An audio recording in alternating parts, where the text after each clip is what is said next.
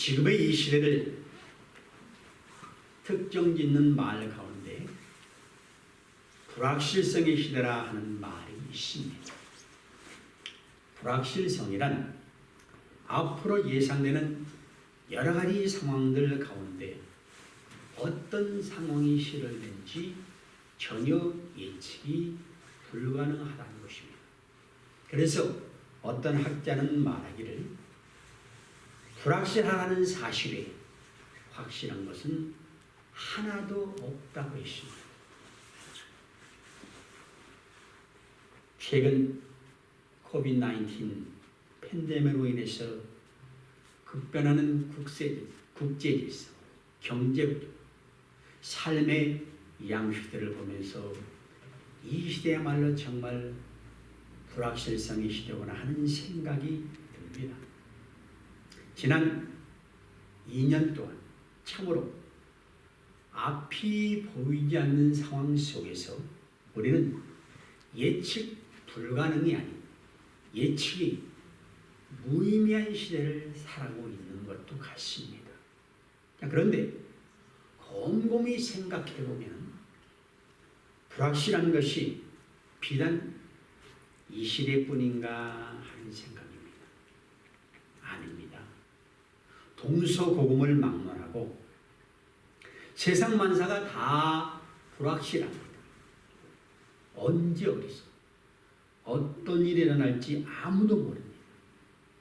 인간이 내 마음대로 사는 것 같지만 실제로 자기 마음대로 되는 것이 없습니다.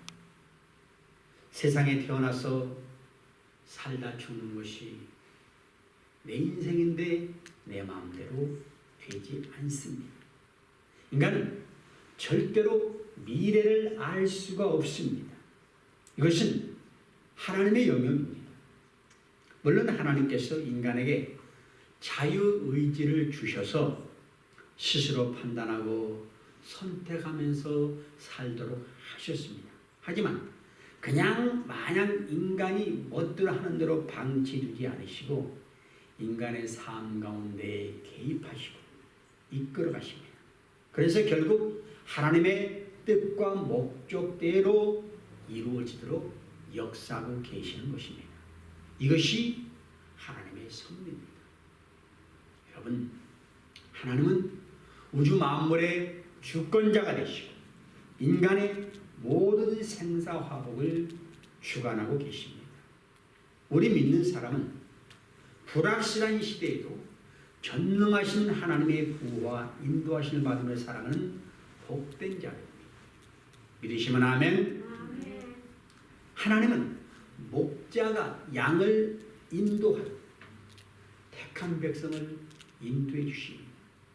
양에게 목자가 있느냐 없느냐는 천지차입니다. 중요한 것은 양이 자신의 부족함을 인정하고 온전히 목자를 의지하며 따르기로 결정해야 한다는 것입니다. 그렇지 아니하고 스스로 뭔가 할 수 있다고 생각해서 목자를 떠나는 순간 바로 위기를 맞게 되십니다. 여러분, 이 불확실성의 시대에 목자 대신 예수님만 의지하고 살아가시기 바랍니다. 여호수아 1장 9절에 보면 이런 말씀이 있습니다. 내가 내게 명령한 것이 아니냐. 강하고 담대하라. 두려워하지 말고 놀라지 말라. 내가 어디로 가든지 내 하나님 여호와가 너와 함께 하느니라.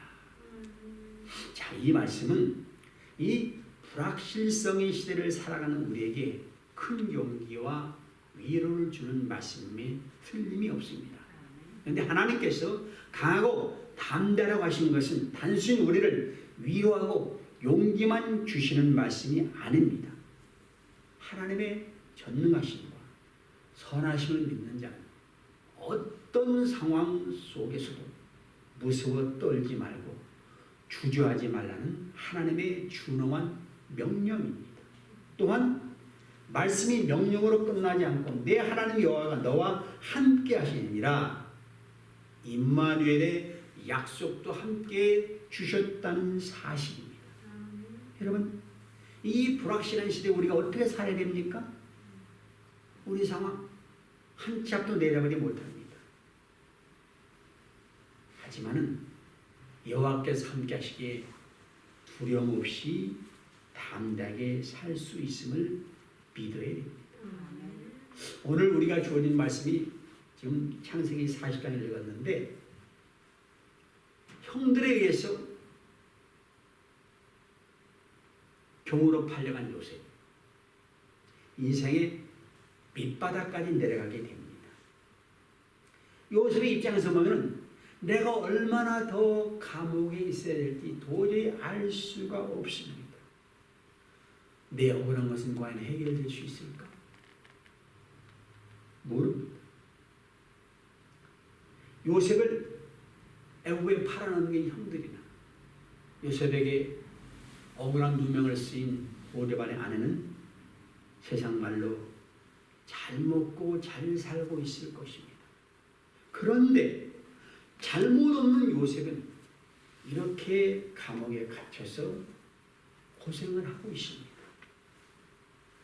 이런 상황에서 요셉이 두 사람을 만나게 됩니다. 애굽 왕의 술 맡은 관리와 떡 굽는 관리가 감옥에 들어왔습니다.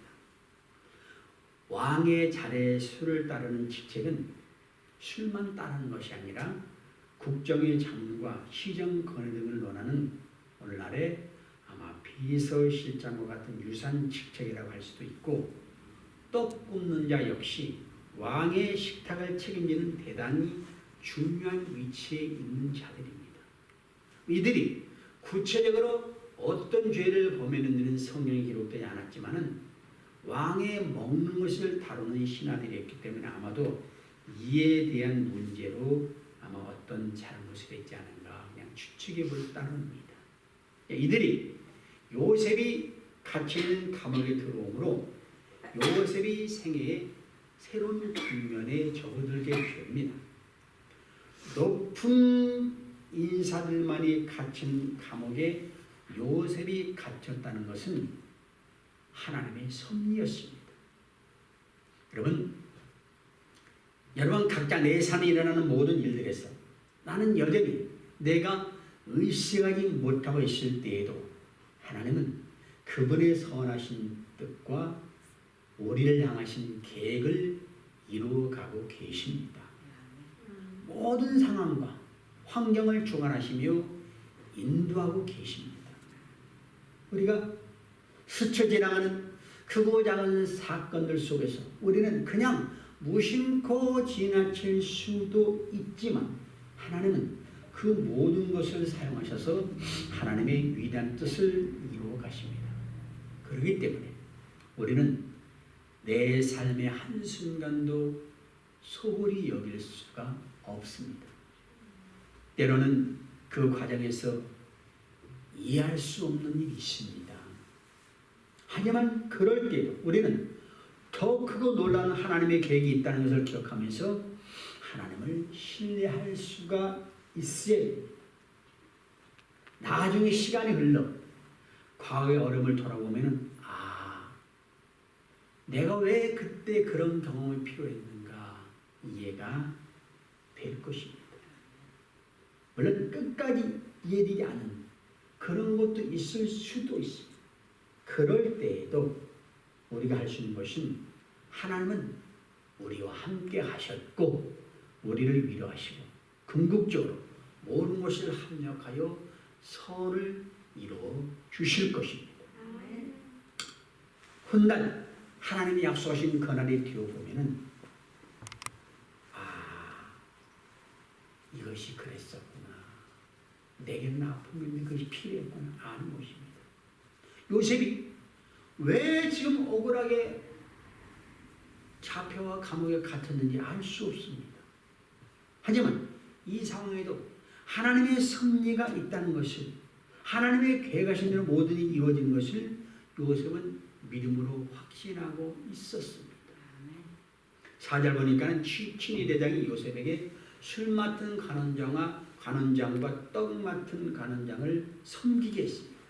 여기 섬긴다는 말의 원어로 보면요, 주로 하나님을 섬길 때 쓰는 단어입니다. 그러니까 요셉은 하나님을 섬기듯이 죄수들을 섬겼다라는 말이 되겠습니다. 죄수들은 인생의 벼랑 끝에 몰린 사람들입니다. 매사가 부정적입니다. 항상 남이 잘못했고 나는 억울하고 감옥에 들어온 것은 재수가 없어서라고 말을 합니다. 이런 죄수를 섬긴다는 게 보통 어려운 일이 아닙니다. 근데 요셉은 이들을 불쌍히 여기는 마음으로 섬겼습니다. 하나님께서는 왜 요셉에게 이런 죄인들을 섬기는 훈련을 시키셨을까요? 세상적으로 보면 섬기는 자는 낮은 자고 명령하고 지시하는 자가 크고 위대한 자입니다. 근데 예수님 안에서는 이것이 반대입니다. 우리 예수님의 제자들도 누가 더 크냐고 서로 다퉜습니다. 더 높은 자리에 지위를 얻고자 권력 다툼을 했습니다. 예수님은 이들을 보시고 섬기는 자가 크다 이렇게 말씀을 하셨습니다. 지도자가 되려면 다른 사람들을 섬기는 종이 되어야 한다. 참 역설적이죠. 이것이 성경의 리더십입니다. 하나님은 요셉에게 섬기는 생활을 통해서 리더십 훈련을 시키셨습니다. 예수님은 제자들의 발을 씻겨주심으로 스스로 섬기는 그러한 리더십을 실천하셨습니다. 십자가상에서 인류의 죄를 되새기기 위해서는 목숨까지도 내놓으셨습니다. 우리가 다른 사람을 섬기지 못한 이유가 어디 있을까요? 열등감 때문입니다. 내가 저 사람을 섬기는 그 자체가 나는 저 사람보다 못난 사람이에요. 그러니까 섬기기 싫어. 높은 자존감을 가진 사람만이 섬길 수가 있습니다. 낮아질 수 있습니다. 낮은 자는 비굴해서 더 낮아질 수도 없습니다. 그러니까 요셉은 내가 하나님의 종으로서 긍지와 자부심이 있었기 때문에 죄인들을 섬길 수가 있었습니다. 우리 알아야 될 것이 있습니다. 감옥에 있는 사람만이 죄인이 아니라는 사실이에요. 로마서 3장 23절 보면 모든 사람이 죄를 범하였음에 하나님의 영광에 이르지 못하나니 그런 말씀이 있습니다. 우리 모든 사람이 다 죄인이라는 거예요. 하나님께서 보면 죄인이 아닌 사람이 없습니다. 그런데 어리석은 인간은 나는 의인이라고 착각을 한다는 것이에요. 그래서 섬기기보다는 섬김을 받으려고 합니다. 우리는 내가 누군가 자신이 주님을 알고 섬기는 삶을 살아야 됩니다. 감옥은 섬김에 더없이 좋은 훈련 장소입니다.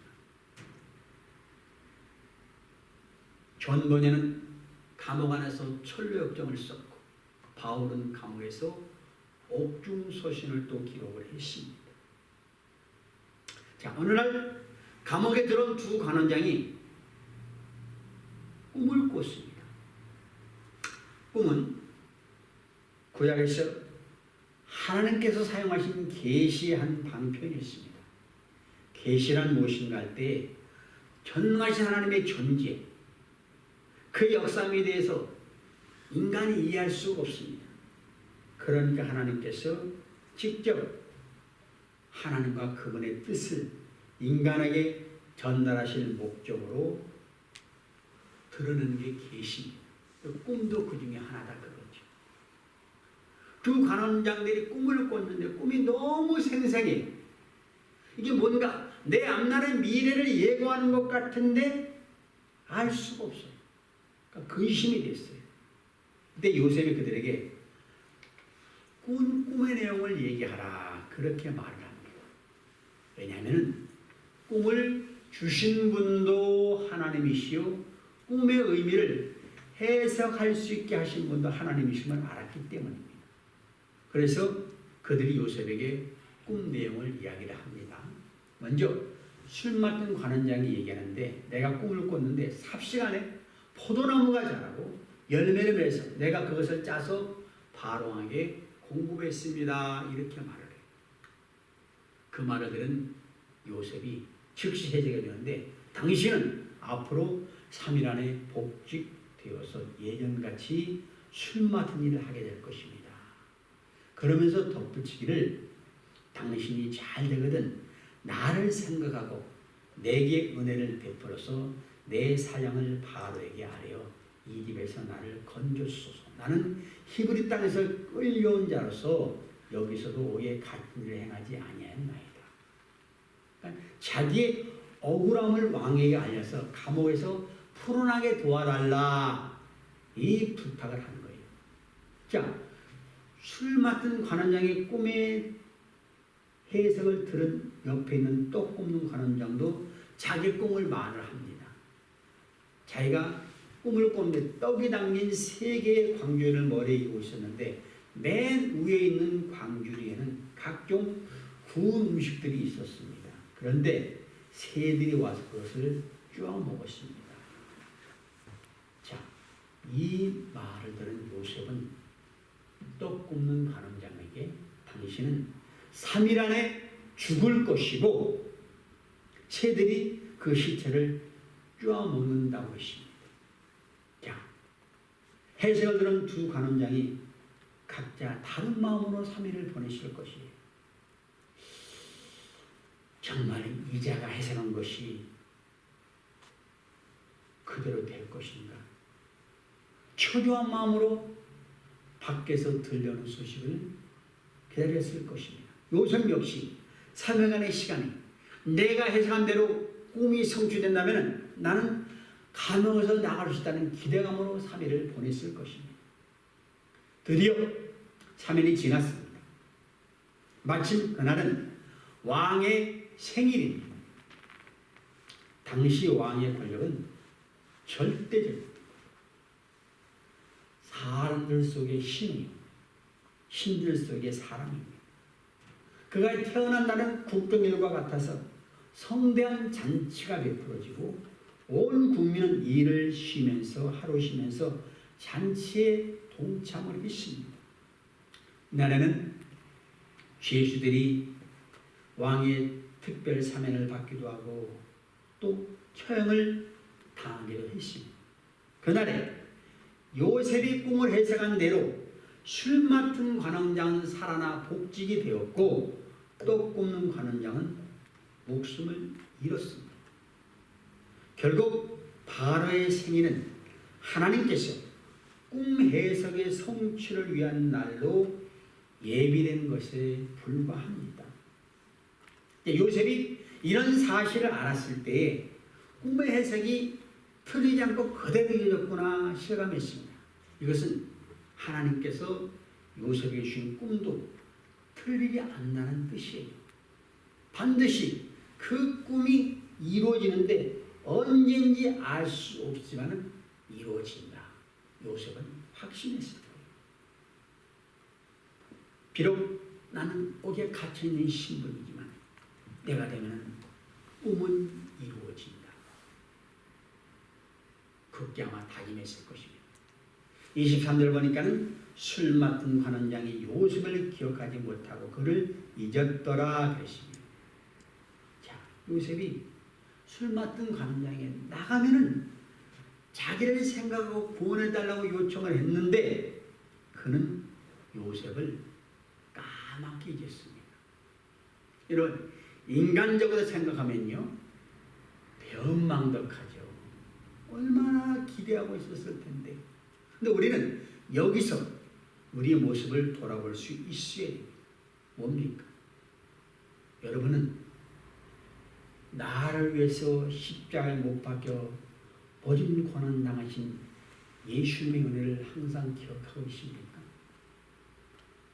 그 은혜 감사함에 보답하는 삶을 삽니까? 그렇지 못한다면 내가 바로 배은망덕한 술 맡은 관원장과 똑같다는 사실. 요셉은 일말의 희망이 끊어졌습니다. 인간으로 생각하면 한없이 섭섭해요. 그러나 믿음의 눈으로 보면요, 아직 하나님의 때가 아니라는 사실입니다. 좀 더 기다려야 됩니다. 요셉이 감옥에서 나오기까지 그동안 무엇을 배웠을까? 물에 빠지면 사람은 지푸라기도 잡고 싶어요. 젊은이의 상황에서 술 맡은 관원장을 기다렸는데 요셉은 잊었다. 이때에 믿으리는 오직 하나님밖에 없구나. 절실히 깨달았을 거예요.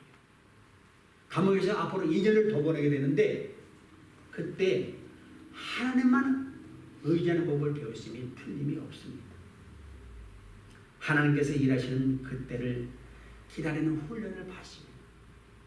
인내하는 법을 배우는 거예요. 요셉에게는 감옥이 억울한 그런 고통의 장소가 아니라 인내와 믿음을 훈련받는 훈련소입니다.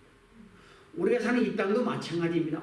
억울하다고 생각하면 끝까지 그렇게 억울하게 부물고 살다 죽지만은 내가 천국 백성답게 훈련받는 훈련장으로 생각하면 어떤 것도 견딜 수가 있습니다.